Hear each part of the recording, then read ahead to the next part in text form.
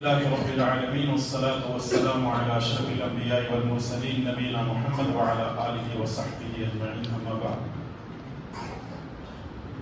أعوذ بالله السميع العليم من الشيطان الرجيم من همزه ونفخه ونفثه وفي ذلك فليتنافس المتنافسون رب اشرح لي صدري ويسر لي أمري واحلل عقدة من لساني يفقهوا قولي. تعریفوں کے لائق اللہ کی ذات ہے اور درود و سلام ہو امام الانبیاء والمرسلین جناب محمد رسول اللہ صلی اللہ علیہ وسلم.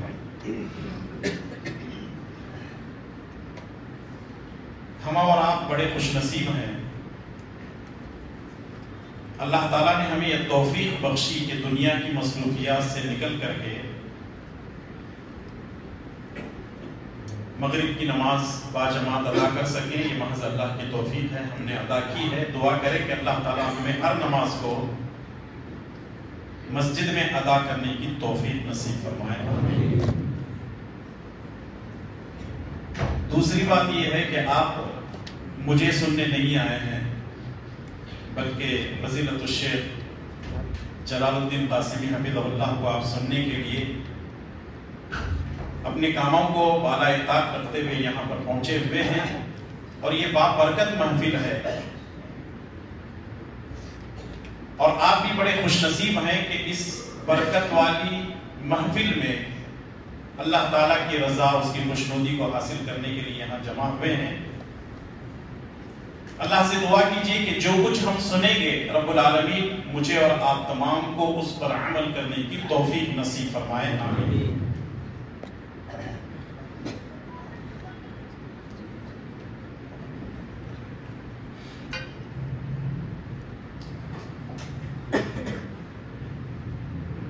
میں نے قرآن کریم کی ایک آیت آپ کے سامنے پیش کی ہے.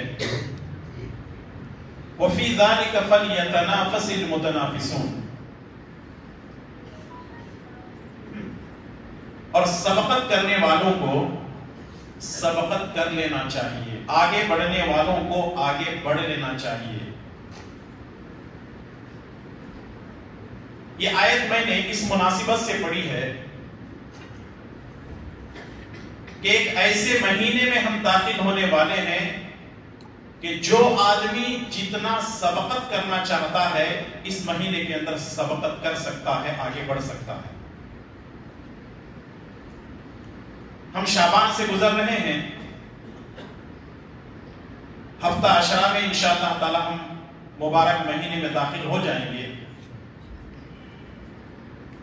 اس مہینے کی فضیلت کیا ہے, اس کی اہمیت کیا ہے, اس کا مقام اور مرتبہ کیا ہے, ساری چیزیں آپ لوگ جانتے ہیں, اس پہ میں داخل ہونا نہیں چاہتا. 5-7 منٹ کے اندر 2-3 چیزیں آپ کے سامنے پیش کرنا چاہتا ہوں. سب سے پہلی بات تو یہ ہے ہمارے اسلاف کا طریقہ کار تھا.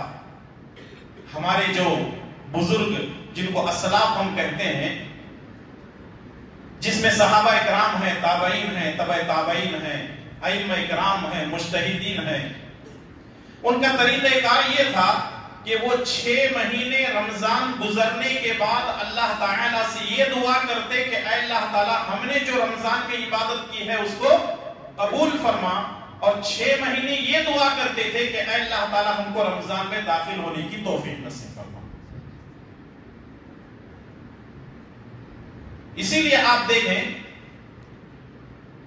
اللہ تبارک و تعالیٰ نے ان کو وہ صلاحیتیں دی. ایک تو وہ عبادت کرتے تھے اور قبولیت کے لیے دعا اللہ سے مانگتے, اور دوسری چیز یہ ہے اللہ سے یہ بھی دعا کرتے تھے کہ اللہ رمضان آ رہا ہے اس میں صحت و تندرستی کے اندر داخل ہونے کی توفیق عطا فرمائے. یہ بہت بڑی بات ہوتی, کیونکہ آپ دیکھیں آپ لوگ اس مسئلے کو جانتے ہیں کہ نہیں جانتے مجھے نہیں پتا, لیکن پھر بھی میں اس کی مختصر وضاحت یہ کر دوں کہ عمل کرنا کمال نہیں.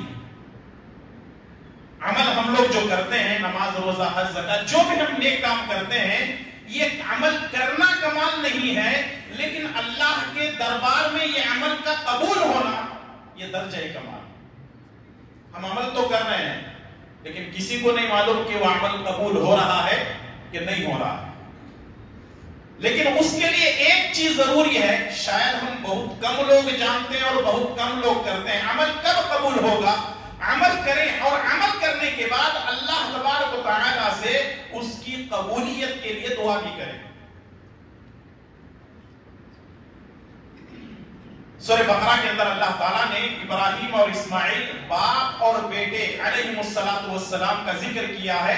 وَإِذْ يَرْفَعُ إِبْرَاهِيمُ الْقَوَاعِدَ مِنَ الْبَيْتِ وَإِسْمَاعِيلُ رَبَّنَا تَقَبَّلْ مِنَّا إِنَّكَ أَنْتَ السَّمِيعُ الْعَلِيمُ۔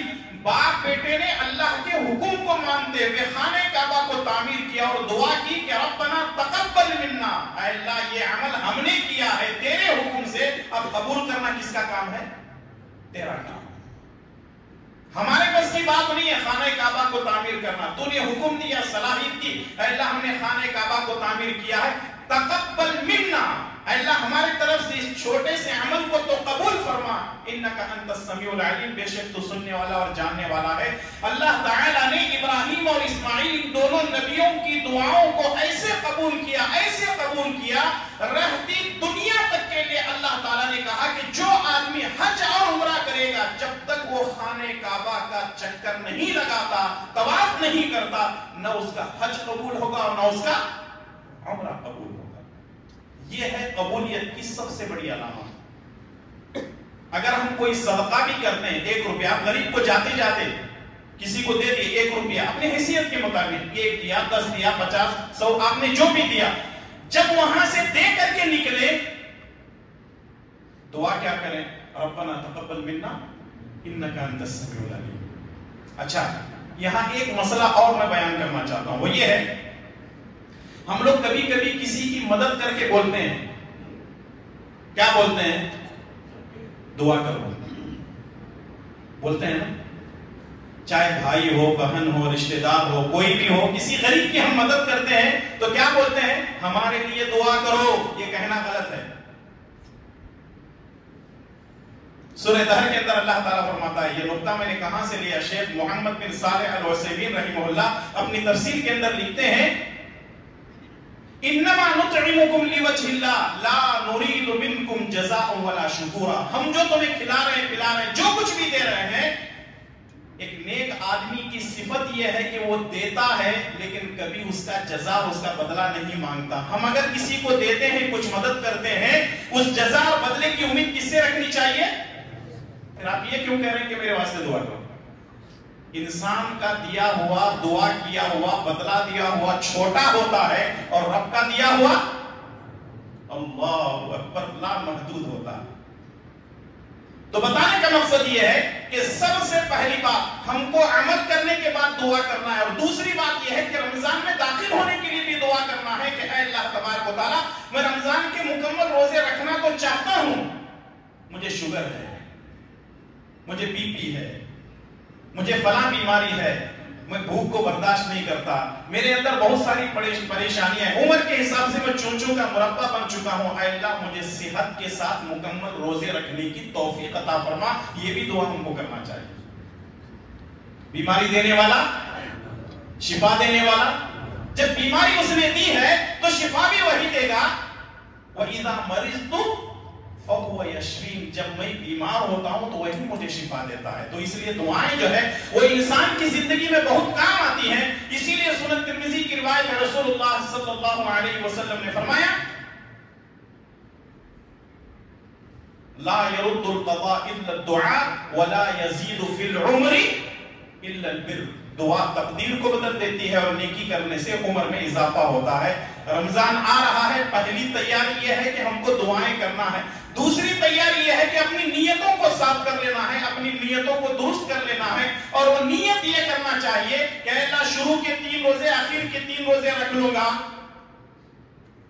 صحیح ہے نیت؟ جی ہمارے لوگ یہ نیت کرتے ہیں، کیا نہیں میں بہت بزی ہے، بہت مصروف ہے، دکان سنبھالنے والا، تجارت سنبھالنے والا کوئی بھی نہیں ہے، کیا کرنا، میری حالت تم نہ معلوم نہیں، میرے بارے میں تمہیں جاننا شروع کرے تو تمہیں دنیا چھوڑ دیتے ہیں، تو کہیں کو نہیں چھوڑ رہا۔ اب بہانے، دین پر عمل کرنے کے لیے لوگ بہانے تلاش کر کے رکھے ہیں۔ اگر لوگوں کو بولیں گے نا حج کیوں نہیں کرتے، میں حج کو گیا، میرا دکان کون سنبھالنا، تم مریا تو کون سنبھالتے ہیں، میں حج کو گیا تو میری दुकान का क्या होगा, मकान का क्या होगा, बीवी का क्या होगा, बच्चों का क्या होगा, बागीचे का क्या होगा, फला और फला का क्या होगा। मेरे भाई और दोस्तों, दुनिया ही अगर हम छोड़ देंगे तो दुनिया वालों का क्या होगा। अल्लाह ने हर चीज लिखे रखी है तकदीर के अंदर, इसलिए बहाने न बनाए। रमजान आ रहा, ये इरादा करें कि इंशाअल्लाह हम मुकम्मल रमजान के रोजे रखेंगे। जी, ये भी बोल को देना। अल्लाह ताला हमको रमजान के मुकम्मल रोजे रखने की तौफीक अता फरमाए, तरावी पढ़ने की, सदका खैरात करने के, हर भला काम, हर नेक काम हमें करने की तौफीक अता फरमाए। कितनी चीजें हो गई? 2 चीजें। पहली चीज, रमजान में दाखिल होने से पहले दुआएं करें। दूसरी चीज यह है कि नियत को दुरुस्त करने के इंशाअल्लाह ताला हम रमजान के मुकम्मल रोजे रखेंगे। हम लोग दक्कनी जबान में एक मुहावरा बोलते हैं, नेकी में खतरा तो झोली में खतरा।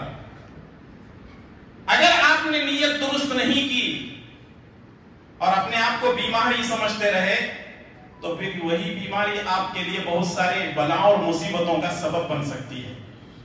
तो इसलिए नियत को साफ रखें। तीसरी चीज ये है, रमजान में दाखिल होने से पहले पहले तौबा और इस्तिग़फ़ार करने। कुल्लु बनी आदम ख़त्ताउन व खैरुल ख़त्ताइन अत-तव्वाबून। हर इंसान गुनहगार है, सबसे बेहतरीन गुनहगार वो है जो तौबा करता है।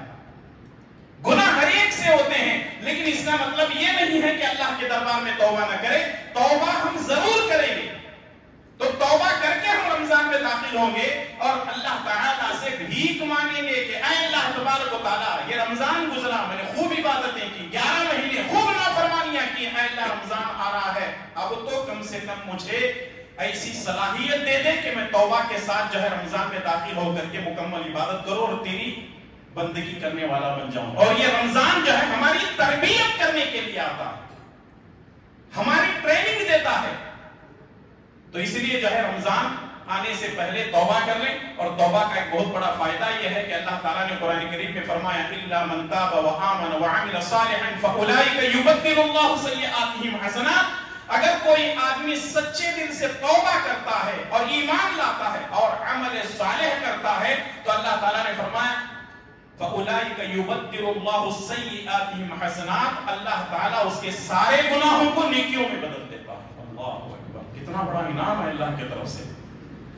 और यहाँ अल्लाह तबारक व तआला ने जो चीज बयान की है वो तौबा है। और तौबा, यहाँ आप बैठे हुए हैं, अपना ताल्लुक अल्लाह ताला से, अपने रब से जोड़ ले।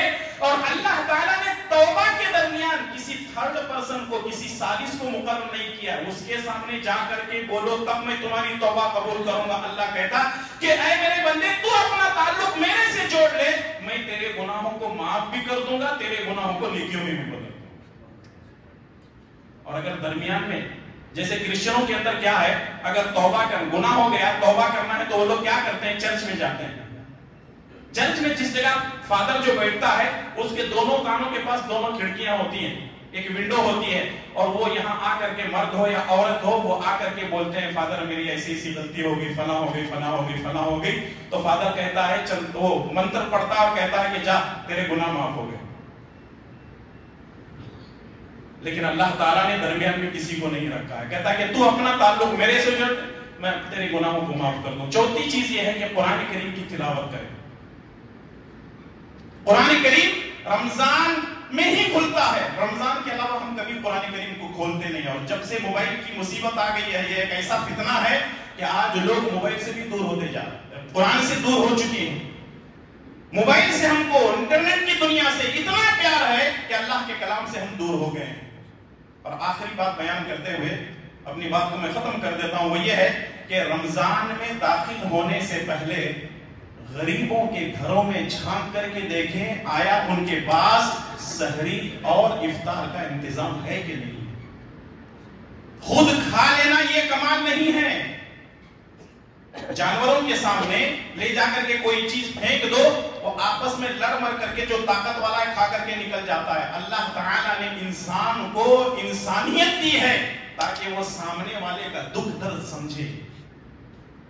आज भी कुछ ऐसे गरीब हैं जिनको पहनने के लिए सही कपड़े नहीं है, सहरी के लिए खाने की चीजें नहीं है, इफ्तार के लिए इंतजाम नहीं है, लेकिन आज हम कुछ भी करने को तैयार नहीं है। मेरे भाइयों और दोस्तों, अल्लाह ताला हमसे पूछेगा और अगर सवाल कर लेगा کہ میں بھوکا تھا کیوں نہیں کھلایا، میں پیاسا تھا کیوں نہیں پلایا، میں جو ہے میرے پاس کپڑے نہیں تھے تو نے کیوں نہیں کپڑے دلائے، ننگے بدن کو تو نے کیوں نہیں ڈھانپا. اس وقت ہم اللہ تعالیٰ کو کیا جواب دیں گے؟ دولت اللہ نے دی ہے تو غلط جگہ خرچ نہ کریں.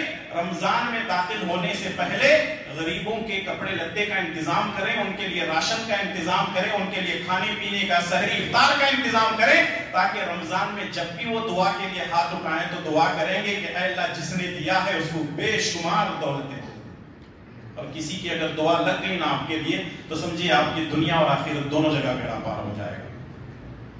تو اس لیے غریبوں کا خیال رکھیں، عبادت کر لیں اور اپنی نیتوں کو درست کر لیں. اللہ تعالیٰ مجھے اور آپ کو اور ہر مسلمان کو اللہ اور اس کے رسول کی تعلیمات پر اپنی زندگی گزارنے کی توفیق عطا فرمائے. آمین. وصلی اللہ علی نبینا محمد وعلی آلہ وصحبہ اجمعین. السلام علیکم ورحمۃ اللہ وبرکاتہ.